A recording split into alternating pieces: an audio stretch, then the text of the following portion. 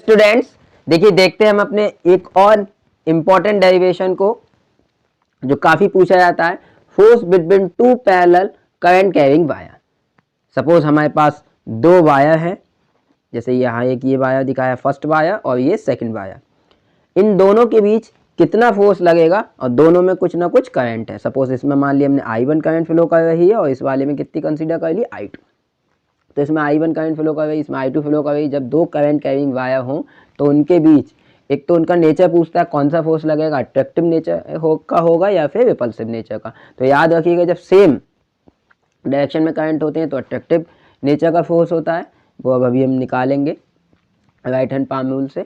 और अगर दोनों में अपोजिट डायरेक्शन में होती है करंट, जैसे सपोज इसमें इधर है ऊपर की साइड, इसमें नीचे की साइड हो, तब इन दोनों में लगेगा रिपल्सिव नेचर का फोर्स।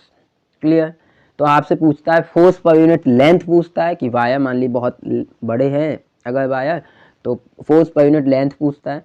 और ये भी शो करना होता है कि जो इस पे फोर्स लग रहा है और जो इस पे फोर्स लगा है वो दोनों कैसे होते हैं, फोर्स पर यूनिट लेंथ दोनों के सेम होते हैं। ये भी प्रूफ करा लेते हो। तो कई तरीके से पूछ लेता है, या तो आपसे केवल फोर्स निकलवाएगा, या फोर्स पर यूनिट लेंथ निकलवाएगा, या फोर्स पर यूनिट लेंथ दोनों वायर के लिए सेम इक्वल एंड अपोजिट होता है, ये प्रूफ करा लेगा।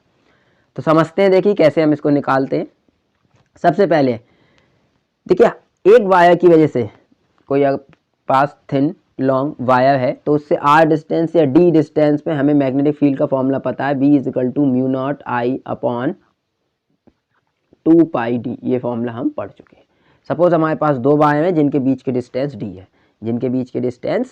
है, अब देखिए इसमें जो वायर है इसमें भी करंट फ्लो कर रही है I। इसमें सपोज अगर करंट I होती है तो यहाँ पे d डिस्टेंस पे हमें पता है इस पॉइंट पे अगर मैग्नेटिक फील्ड निकालनी है तो μ0 I अपॉन 2πd होता है। तो इस करंट की वजह से I1 की वजह से यहाँ पर मैग्नेटिक फील्ड बनेगी कुछ ना कुछ, उसको सपोज हमने मान लिया B1। 1 इसलिए नाम दिया क्योंकि पहले फर्स्ट वायर की वजह से मैग्नेटिक फील्ड है। क्लियर। ऐसे इस वायर की वजह से कुछ यहाँ पे भी मैग्नेटिक फील्ड बनेगी इसकी पोजीशन पर। सेकंड वायर की वजह से फर्स्ट वायर की पोजीशन पर कुछ मैग्नेटिक फील्ड बनेगी, उसको हमने नाम दे दिया V2। डायरेक्शन हमको पता है, हम कैसे निकालते हैं, राइट हैंड थंब रूल से। थंब आपको करना होता है करंट की डायरेक्शन में, तब करंट की और फिंगर्स को आपको कर्ल करना पड़ता है। तो जब आप थंब राइट हैंड के थंब को ऊपर की डायरेक्शन में करेंगे तो फिंगर्स आपकी जो आएंगी इधर कैसी आएंगी, डाउनवर्ड। तो यहाँ जो डायरेक्शन होगी मैग्नेटिक फील्ड की वो कैसी होगी, downward perpendicular to the plane, जिनको क्रॉस साइन से दिखाया गया है। ऐसे इसकी वजह से हम निकालें, चाहे आप ऐसे याद रख लीजिए, करंट अगर ऊपर की डायरेक्शन जिस डायरेक्शन में आप करंट में चल रहे हैं तो राइट हैंड साइड में डाउनवर्ड होती है और लेफ्ट हैंड साइड में आउटवर्ड होती है मैग्नेटिक फील्ड।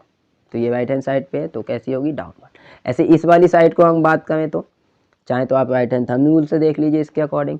जब थंब को करंट की डायरेक्शन में करके कर्ल करेंगे तो यहाँ जो फिंगर्स हैं बाहर को आती हुई लगेंगी, तो यहाँ कैसी होगी, आउटवर्ड डायरेक्शन। या फिर लेफ्ट हैंड साइड है देखिए इस वायर की, तो लेफ्ट हैंड साइड में कैसी होती है, आउटवर्ड डायरेक्शन। क्लियर। तो इस वायर की वजह से इसकी पोजीशन पे इनवर्ड होगी, इस वायर की वजह से इसकी पोजीशन पे आउटवर्ड होगी। फॉर्मूला हमारा क्या होता है, μ0 I अपॉन 2πd। तो देखिए B1 निकालें, B1 किसकी वजह से मैग्नेटिक फील्ड है, पहले वायर की वजह से। तो B1 को हम जो यहाँ पे हमने मैग्नेटिक फील्ड की लिख सकते हैं μ0 I1, क्योंकि इस करंट की वजह से हम निकाल रहे हैं। तो B1 किसकी है, पहले वायर की वजह से है, तो हम यहाँ लिख सकते हैं, देखो B1 को μ0 I1 2πd, डिस्टेंस कितनी है, t। सिमिलरली V2 निकालें तो V2 देखिए इस सेकंड वायर की वजह से, तो μ0 I2 अपॉन 2πd। क्लियर। तो ये दोनों हमारी कैसी हो गई, करंट हो गई। अब हमें फोर्स निकालना है, तो हम जानते हैं, देखिए फोर्स की डायरेक्शन पहले देख लिए, समझ लेते हैं फोर्स की डायरेक्शन क्या होगी। फोर्स की डायरेक्शन हमें पता है, हम निकाल ले सकते हैं राइट हैंड पाम रूल से। राइट हैंड पाम रूल क्या कहता है कि आपको अगर कोई करंट कैरिंग वायर, सपोज ये किस में रखा हुआ है, मैग्नेटिक फील्ड में रखा हुआ है कोई वायर, तो उस पर हमारा क्या लगता है, फोर्स लगता है। फोर्स की डायरेक्शन हम कैसे निकालते हैं, फोर्स की डायरेक्शन के लिए आपको क्या करना होता है, तीन चीज़ें हैं यहाँ पे राइट हैंड पाम रूल में। एक होती है मैग्नेटिक फील्ड, मैग्नेटिक फील्ड की डायरेक्शन में आपको फिंगर करनी पड़ती हैं, जो चारों फिंगर हैं आपको वो मैग्नेटिक फील्ड की डायरेक्शन में करनी पड़ती हैं। थंब जो होता है वो करंट की डायरेक्शन में किया जाता है, और जो आपकी जो पाम होती है, मतलब जो आपकी हथेली होती है, हथेली के परपेंडिकुलर जो लगता है फोर्स, उसकी डायरेक्शन परपेंडिकुलर टू पाम होती है। क्लियर। मतलब जो आपका पाम है उसके परपेंडिकुलर आपका फोर्स होती है, फोर्स की डायरेक्शन होती है, थंब की डायरेक्शन में करंट होता है, क्लियर। और जो चारों फिंगर होती हैं आपकी वो किस डायरेक्शन में होती हैं, वो मैग्नेटिक फील्ड की। तो आप अपने राइट हैंड को लेके करके देखिएगा, अगर इस पोजीशन पर करते हैं, देखिए राइट हैंड की जो फिंगर्स हैं अगर आप ऊपर रखते हैं, ठीक है, और थंब को आपको इस डायरेक्शन में करना है, करंट की डायरेक्शन में, तो आपको देखिए जो पाम है उसके परपेंडिकुलर जो फोर्स लगेगा वो इस डायरेक्शन में लगेगा, क्लियर। ऐसे इस वाले एंड पे अगर हम देखें मैग्नेटिक फील्ड डाउनवर्ड है, सिंपली अपना राइट हैंड लीजिए और मैग्नेटिक फील्ड की डायरेक्शन में अपने चारों फिंगर कर लीजिए, जो थंब है वो करंट की डायरेक्शन में ऊपर, तो ऊपर रखना है आपको। तो आपको देखिएगा जो आपकी पाम है, पाम के परपेंडिकुलर इधर, ठीक है, इधर क्या लगेगा, फोर्स। तो इस पर लगेगा इस डायरेक्शन में, राइट डायरेक्शन में, इस वाले पे लगेगा लेफ्ट डायरेक्शन में। तो ये कैसे फोर्स होंगे, देखिए अट्रैक्टिव नेचर के, clear.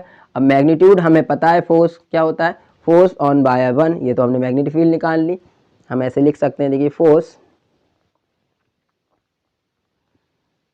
On wire one, on wire one due to मतलब पहले वायर पर दूसरे वायर की वजह से फोर्स F12 हम लिख सकते हैं। फोर्स का फॉर्मूला हमें पता है क्या होता है, BIL साइन थीटा, ये हमारा क्या होता है, फॉर्मूला होता है। अगर कोई वायर मैग्नेटिक फील्ड में रखा हुआ है, एक्सटर्नल मैग्नेटिक फील्ड में, तो ये हमारा क्या होता है, करंट कैरिंग वायर रखा हुआ है, तो B होती है एक्सटर्नल मैग्नेटिक फील्ड, I होती है उसमें जो करंट, L होती है लेंथ, और थीटा जो होता है हमारा वो होती है मैग्नेटिक फील्ड और लेंथ एलिमेंट की डायरेक्शन, मैग्नेटिक फील्ड और लेंथ एलिमेंट की डायरेक्शन। अब ध्यान से देख रहे हैं, अगर थीटा की बात करें तो लेंथ एलिमेंट की डायरेक्शन जो होती है वो हमारी करंट की डायरेक्शन में होती है। देखिए लेंथ एलिमेंट ऐसे होगा, मैग्नेटिक फील्ड देखिए कैसी आउटवर्ड, तो थीटा इस केस में कैसा होगा, 90, थीटा कैसा होगा 90।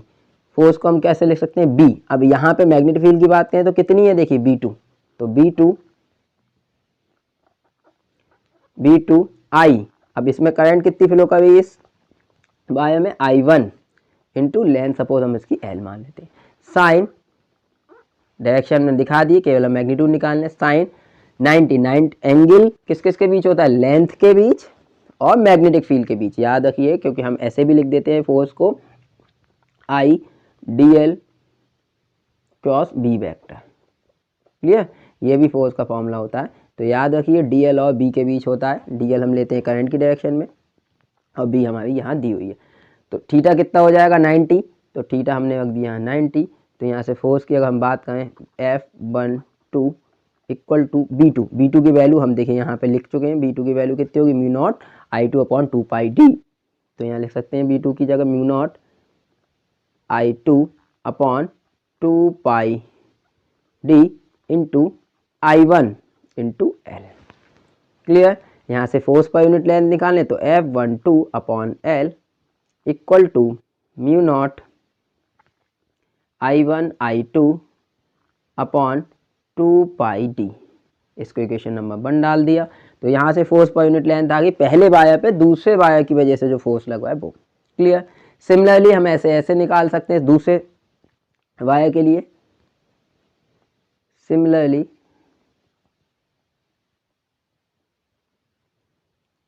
Force on wire 2 due to 1। तो सेकेंड वायर पर हमें निकालना है ड्यू टू फर्स्ट, इसको हम ऐसे लिख सकते हैं, देखिए F on second due to first, मतलब सेकेंड वायर पे फोर्स आप निकाल लें ड्यू टू फर्स्ट।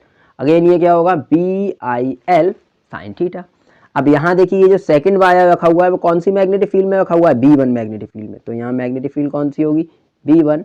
I की बात करें अगर हम, तो I इसमें कितनी है, देखिए I2 करंट है, तो हम इसको बोल सकते हैं B1 I2 और लेंथ इसकी L मान लेते हैं। साइन कितना हो जाएगा, लेंथ एलिमेंट और मैग्नेटिक फील्ड के बीच कितना 90, क्लियर। लेंथ एलिमेंट की डायरेक्शन किस डायरेक्शन में देते हैं, जो करंट की डायरेक्शन होती है। तो यहाँ से देखिए कितना हो जाएगा, F21 इक्वल टू B1 की बात करें तो B1 कितना होगा, देखिए mu naught I1 upon 2 pi d, mu naught I1 upon 2 pi d into I2 into L। यहाँ से हम अगर F21 निकालें, F21, तो यहाँ से कितना आ जाएगा, देखिए F21 upon L mu naught I1 I2 upon 2 pi d. तो यहाँ से देखिए इसको हम इक्वेशन नंबर डाल देते हैं 2। तो यहाँ से साफ साफ हमें दिख रहा है, देखिए force on wire 1 due to 2, या फिर फोर्स पर यूनिट लेंथ, यहाँ से mu naught I1 I2 upon 2 pi d. यहाँ से देखें सेकंड बायर पर ड्यू टू फर्स्ट, ये भी कितना है, mu naught I1 I2 upon 2 pi d. और जो नेचर है वो कैसा है, अट्रैक्टिव नेचर का है। तो यहाँ से हम बोल सकते हैं F12 और F21 या फिर फोर्स पर यूनिट लेंथ दोनों कैसे हैं, सेम है। From equation first and second, F12 upon L equal to F21 upon L, या फिर हम इसे लिखते हैं F12 equal to F21। Vector form में लिखना चाहें तो वेक्टर फॉर्म में हम इसको क्या लगा सकते हैं, क्योंकि अट्रैक्टिव नेचर के मतलब एक दूसरे के अपोजिट लग रहे हैं, तो F12 vector equal to minus F21, क्योंकि दोनों कैसे लग रहे हैं, अपोजिट नेचर में है। मतलब एक इस डायरेक्शन में लगेगा तो दूसरा इस डायरेक्शन में, इस डायरेक्शन एक इस डायरेक्शन में राइट में, तो दूसरा क्या है लेफ्ट में, तो नेगेटिव का साइन आ जाए। क्लियर।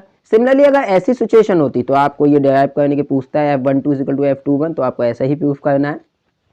अगर देखिए दोनों अपोजिट डायरेक्शन में फोर्स होगा, तो मतलब अपोजिट डायरेक्शन में करंट होगी। सपोज मान लीजिए इसमें I1 करंट है इस वाले में, और इसमें सपोज मान लीजिए I2, और दोनों का जो डायरेक्शन है करंट की वो अपोजिट है, तब आप निकालेंगे। यहाँ देखिए आउटवर्ड डायरेक्शन में थी हमारी मैग्नेटिक फील्ड, इधर कैसी थी, अब यहाँ पे आपको पहले मैग्नेटिक फील्ड निकालनी पड़ेगी। क्लियर। तो यहाँ पे अगर आप मैग्नेटिक फील्ड निकालेंगे इसकी वजह से, तो इसकी पहले वायर की वजह से ये दूसरा वायर, इसकी वजह से कैसे, यहाँ पे ये राइट हैंड साइड है तो इनवर्ड आएगा, और इसकी वजह से निकालेंगे जब इसकी डायरेक्शन में आप चलेंगे इधर को। क्लियर। तब यहाँ पे भी मैग्नेटिक फील्ड कैसी आएगी, इनवर्ड ही आएगी दोनों डायरेक्शन की। आपको करंट की डायरेक्शन में चलना है और अपनी राइट हैंड साइड देखनी है, तो ये भी इनवर्ड आएगी। अब अगर देखेंगे इस पे आप फोर्स लगाएंगे, तो ये ऊपर की डायरेक्शन फिंगर्स करते हैं, इधर थंब करेंगे। क्लियर। सॉरी नीचे की डायरेक्शन, इधर इनवर्ड है तो नीचे की डायरेक्शन फिंगर किया आपने, इधर थंब किया, तो जो इस पर फोर्स लगेगा वो इस डायरेक्शन में लगेगा कुछ, F12। क्लियर। तो इस पर जो फोर्स लगेगा F12 इस डायरेक्शन में लगेगा। ऐसे इस पर निकालेंगे, नीचे की डायरेक्शन में आपको क्या करना है, फिंगर्स थंब करना है इस डायरेक्शन में, तो आप इस पर फोर्स निकालेंगे तो F21 इधर लगेगा। तो याद रखिए जब अपोजिट नेचर की होगी तब, मतलब अगर दोनों में सेम नेचर करंट है तो दोनों में इस तरीके से फोर्स लगेगा, और अपोजिट नेचर के हैं अगर एक ऊपर एक नीचे, तो इसमें कैसा लगेगा, रिपल्सिव नेचर का फोर्स। इसीलिए जो वायर होते थे पहले उसके बीच में कुछ लगा देते जिससे वो अट्रैक्ट ना करें आपस में। तो thank you so much for watching the video.